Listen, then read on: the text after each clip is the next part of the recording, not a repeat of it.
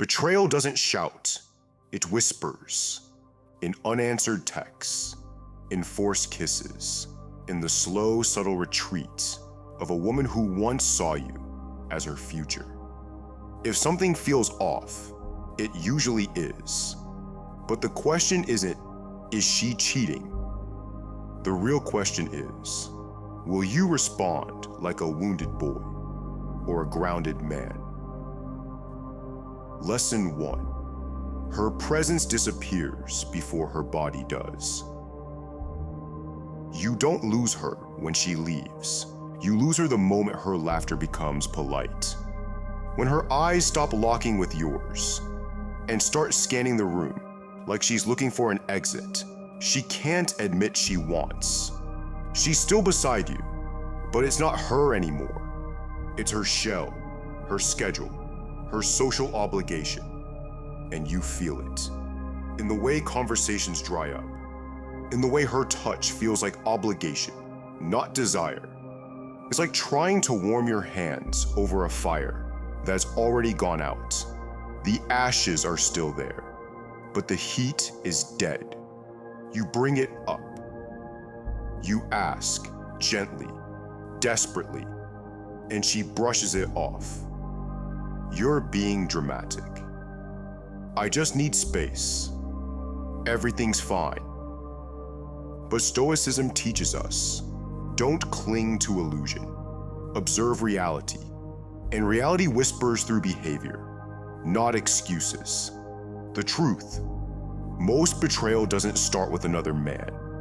It starts with her no longer wanting to know who you are. She stops asking, stops caring, stops seeing you. She's in the room, but already gone. A Stoic man doesn't beg for presence. He recognizes detachment for what it is, a signal to prepare, not to chase. So ask yourself this. If she's already checked out emotionally, why are you still paying the bill on a relationship she's not attending? Lesson 2. She hides the mundane, not just the major. Cheating rarely begins with a kiss. It begins with omission. Not of betrayal, but of the boring details she once couldn't wait to share. She used to talk about the barista who got her name wrong. Now she just says, I grabbed coffee. She used to ramble about her annoying coworker. Now it's, work was fine. She used to tell you everything, even the things that didn't matter, especially the things that didn't matter. Because in love, nothing is too small to share. Now, her life is happening behind a wall. You're not shut out with malice. You're just no longer included. And that's the kind of betrayal Stoics warn about. The kind that's quiet. The kind that drips instead of detonates. A Stoic man doesn't beg for access. He understands that when someone starts curating what you see, it's not to protect you. It's to protect the version of themselves they're becoming. Without you, you are no longer her confidant.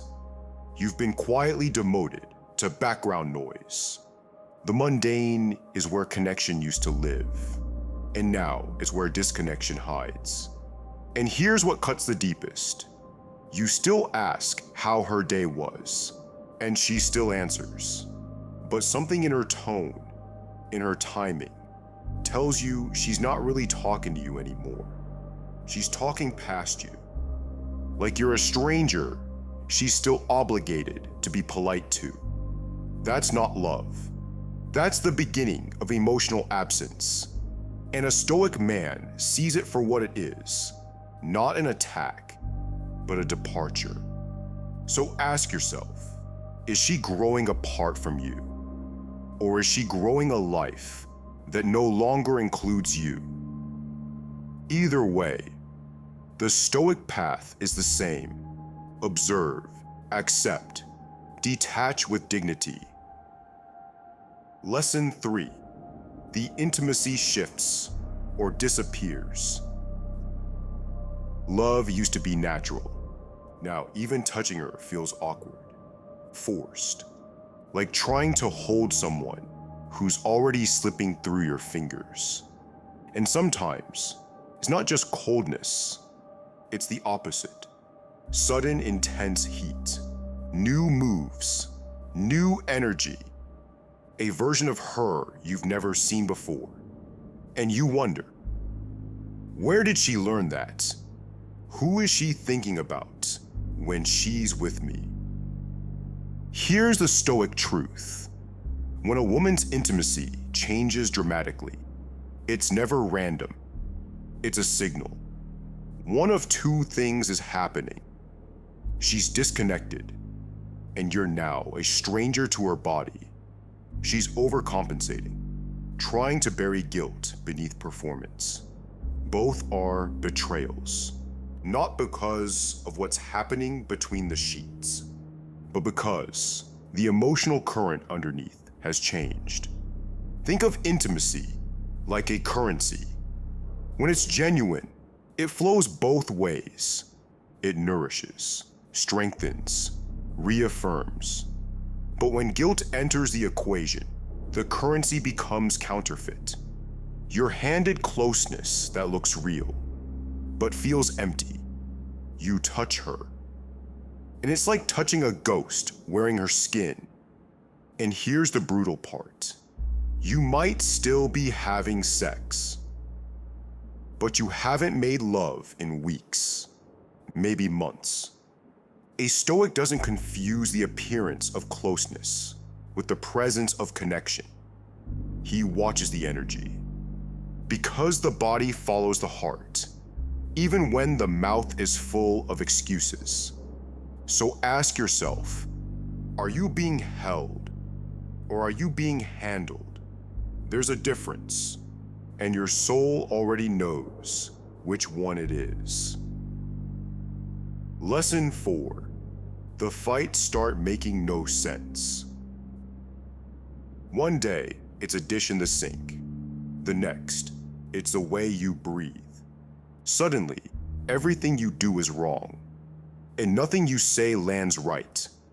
You're walking on eggshells in a house you helped build. Fights erupt over nothing. Minor things become major. You feel like a villain in a story you didn't write. But here's what most men miss. She's not angry at you. She's angry at her guilt. And that guilt has to go somewhere. So it gets projected onto you, twisted into criticism, complaints, and chaos. It's like standing in the middle of a storm, trying to convince the wind not to blow. You can't reason with weather.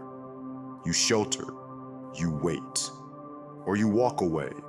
Stoicism teaches that people lash out when they're internally split, when who they are no longer matches who they pretend to be. To ease the pressure, they pick a fight, because if you're the problem, then they're not the betrayer. They're just reacting, just misunderstood, just trying to find themselves. It's self-justification wrapped in rage. And if you respond emotionally, you reinforce the story they've created. You become the villain they need you to be. But a Stoic man does not explain himself to chaos. He doesn't get dragged into irrationality. He remains still, observant, clear. He understands. If the fire wasn't lit by truth, he has no reason to burn. So when the arguments no longer make sense, when peace becomes a memory, when love turns into litigation, don't beg, don't bark back. Step out of the storm and let the weather rage without you. Lesson 5. Her future no longer includes you. This one doesn't come with fireworks. It arrives quietly, in word choices, in pauses, in dreams she stops inviting you into. She used to say, when we go to Italy. Now it's just, I've always wanted to go. She used to imagine a shared life. Now it's all I've been thinking. No we, no us, just her. She says she wants space, growth, healing, but never offers you a role in that journey. And when you ask where you fit in, she flinches, she stalls. She says you're reading too much into it. But a Stoic man doesn't read minds. He reads patterns. And when a woman no longer includes you in her plans, it's because she's already removed you from her future. This is how emotional detachment ends. First, she stops building with you. Then, she starts building without you. Finally, she envisions a life where you were just a chapter, not the story. And here's the hardest truth to swallow. By the time you notice it, she's already packed emotionally. Her body may still be present, but her heart has long since exited and left no forwarding address. A Stoic man doesn't cling to ghosts. He doesn't negotiate for a spot in a life he's no longer truly part of. He honors reality. He accepts what is, and he walks away, not because he doesn't care, but because he refuses to stay somewhere he's been quietly evicted from. Because love, real love, includes you in the vision. And if her vision doesn't have room for you anymore, you owe it to yourself to stop standing in the doorway. Some doors don't slam shut. They just never open again. And the strongest man is the one who sees the locked door and walks away with his dignity intact. Betrayal doesn't always come with proof. Sometimes it comes with patterns, with absence, with silence that grows louder by the day. A Stoic man doesn't need her confession. He only needs clarity. If you feel that in your bones, comment clarity below. And if you're done overthinking, doubting, second-guessing yourself, subscribe. Around here, we sharpen minds, not chase shadows.